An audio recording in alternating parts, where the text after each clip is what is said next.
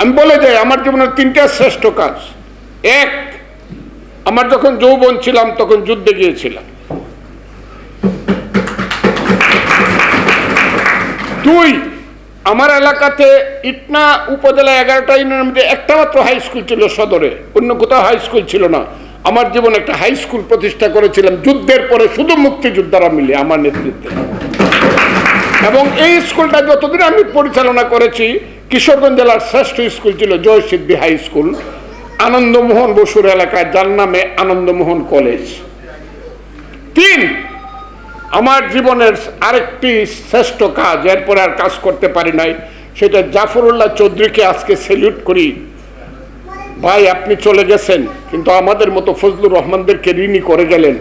কোটি কোটি টাকা দিয়ে আমার এলাকাতে একটা বেড়িবাঁধ তিনি করে দিয়েছিলেন, যেটা উনি কারো জন্য করেন নাই। 35 কিলোমিটার বেড়িবাঁধ তিনি আমাকে করে দিয়েছিলেন।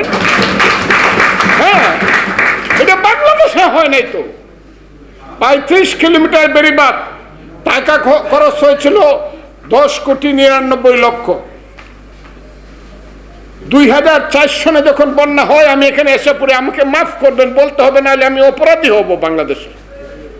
আমাকে কেউ বলে না যে জাফরুল্লাহ চৌধুরীর স্মৃতিচারণা করো। 2004 সন বন্যা হলো বাংলাদেশে, আমি গেলাম, উনি বলেন এইবার আর তোমাকে রুটি বেলানোর কাজ দেব না, তোমাকে ডাইরেক্ট এইবার আমি সাহায্য করব। সাভারে নিয়ে গেলেন, গুদাম খুলে দিলেন, ফজলুকে দাও।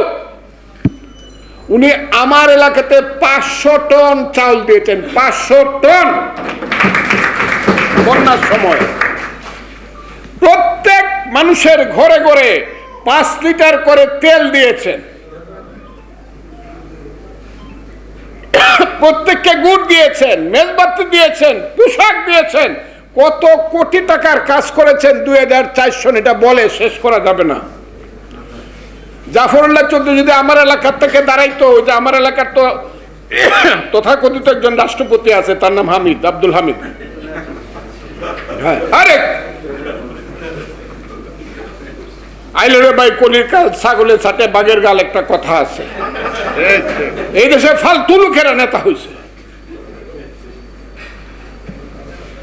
অনেক বাধা দেওয়া সত্ত্বেও উনি কাজ করেছেন কোটি কোটি টাকার, মানুষকে প্রতি ঘরে ঘরে উনি চাল ডাল পৌঁছে দিয়েছেন, সবকিছু করেছেন। হঠাৎ করে বলল, তোমার এলাকাতে এত কিছু যাচ্ছে গণস্বাস্থ্য থেকে, আমি যাব। তার সঙ্গে ইউএনডিপির একজন বিদেশি মানুষ আরেকজন। আর আমি আবার অবাক হইলাম, আমি দেখি রাত্রেবেলা 12টার সময় গাড়িতে উঠছি গণস্বাস্থ্য কেন্দ্র থেকে, একজন মহিলা গাড়ি চালায়, মেয়ে মানুষ। আরে কয় কি, মেয়ে মানুষ আবার গাড়ি চালায়, উনি আবার পার্মানেন্ট ড্রাইভার। ভোর 5টার সময় গিয়ে চামড়াঘাট নেমেছি। চামড়াঘাট হইল ভাটি এলাকার দোয়ার।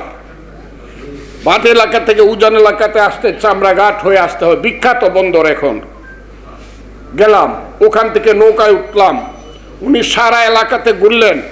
আমার বাড়িটা তখন বন্যায় ভেঙে গিয়েছে,